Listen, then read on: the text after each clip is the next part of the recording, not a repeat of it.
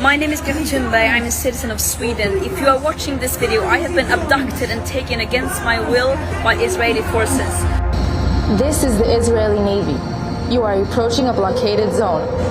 If you wish to deliver aid to Gaza, you may do so through the established channels. Please change your course toward the port of Ashdod, where the aid will undergo a security inspection and then be transferred into the Gaza Strip.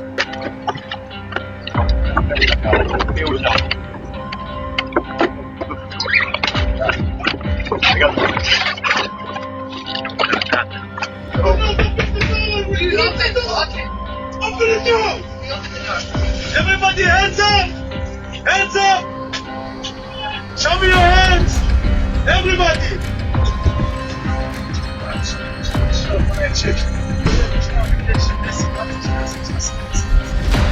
The detention of climate activist Greta Thunberg by Israeli forces, following her participation in a Gaza-bound aid flotilla.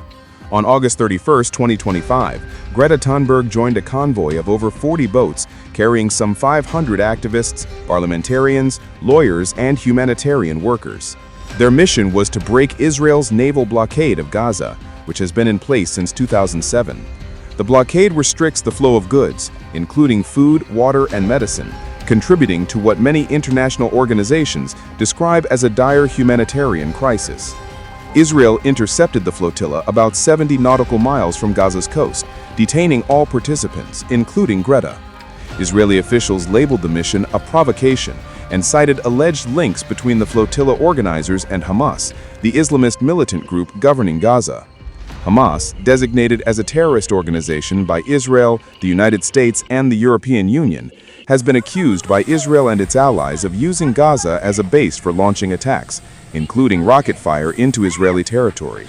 Israel argues the blockade is a necessary security measure to prevent weapons smuggling and attacks from militant groups. The situation is further complicated by Iran's role. Iran is widely reported to be a major backer of Hamas, providing financial and military support. Tehran's influence in Gaza and broader Middle East geopolitics adds an additional layer of tension as Iran's rivalry with Israel fuels regional instability. The United Nations has repeatedly expressed concern over the humanitarian situation in Gaza, with UN agencies warning of food shortages, lack of medical supplies, and poor living conditions affecting millions. The UN has called for easing the blockade to allow humanitarian aid to reach civilians, while stressing the need for security considerations. After the flotilla was intercepted, countries including Turkey, Colombia, and Malaysia condemned Israel's actions. Turkey branded the interception an act of terror, while Colombia expelled Israeli diplomatic mission in protest. Protests erupted in several countries, reflecting global public frustration about Gaza's ongoing crisis. Greta Thunberg has a history of activism focused on pressing global issues. Earlier this year, she was briefly detained and deported after joining a different flotilla bound for Gaza. Her involvement has brought renewed international attention to the blockade and humanitarian concerns. Israel insists that aid must be delivered through official channels at the port of Ashkelon to ensure no weapons or materials reach Gaza militants. Activists, however, argue that these restrictions amount to collective punishment, worsening civilian suffering. As international diplomacy intensifies, the coming days will reveal whether any progress can be made toward resolving the humanitarian deadlock, or whether tensions at sea and political confrontations will escalate further. Stay tuned to the Newsroom Global for comprehensive coverage and expert analysis on this evolving story and the broader conflict shaping the Middle East. Don't forget to subscribe and hit the bell icon for timely updates. I'm not scared of Israel. I'm scared of a world that has seemingly lost all sense of humanity.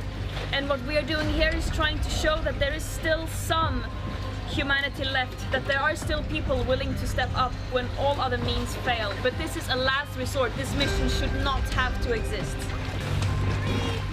Palestine! Palestine! The closer we get to Gaza, the higher is the risk of escalation and more attacks. The last weeks we have seen numerous escalated attacks against our mission that has damaged several boats, where drones have been dropping explosions, chemicals and unidentified objects on and around boats in a desperate attempt to intimidate us and to silence and scare those who are standing in solidarity with Palestine and to further dehumanize Palestinians.